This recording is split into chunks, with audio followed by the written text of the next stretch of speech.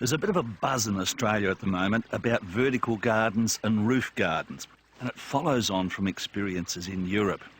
Now, the owners of this garden, by the way, we discovered it when we were judging a garden competition, are Ray and Suzanne. Now, they saw this concept in a larger format in Paris and Dubai and decided to bring it right back here to Australia. Looks fantastic, and it's actually quite simple to put together. I'm going to show you how. First up, you need to construct a strong frame to which everything's attached. This is expanded propylene sheeting, but you could use marine ply. The growing medium is called rock wool, and it's completely inert, but it does act as a super sponge, absorbing and holding many times its own weight in water.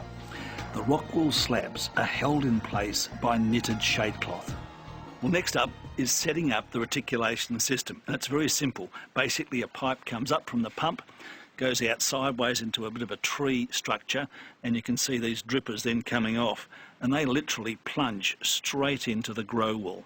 Now, the idea is that trickles down right to the base into this little tiny reservoir here, gets picked up by the micro pump and taken to the top again. So these only cost a couple of cents per day to run, the pumps, and what you've got is a recirculating hydroponic system. The next job is to make small incisions into the shade cloth, then make tiny planting holes with your fingers into the rock wool, and then knock as much of the soil as you can off the roots of your plants. Tuck the roots into the prepared pocket and use a small piece of wet rock wool to hold them in place. Now, as you can see, this is very intensively planted. There's over 24 individual plants on the board, and it ranges from marjoram, coriander, we've got sage here, chives, basil, and down the bottom, mint, because it's such a mad grower. And on the other side, this is gotu kola, the arthritis herb. The nutrient solution is made up with our old favourites, sea salt and power feed.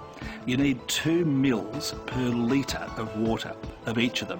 So we've got 15 litres of water here, which means 3 capfuls of each into the reservoir.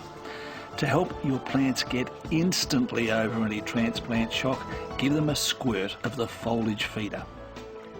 Now, I reckon these home-sized vertical garden units are just the shot to have a bit of fun with, to put a bit of ornamentation around your house, and also to grow, of course, a heap of herbs. But in the long term, I think we'll see a lot more of them in major installations and buildings because of their ability to reduce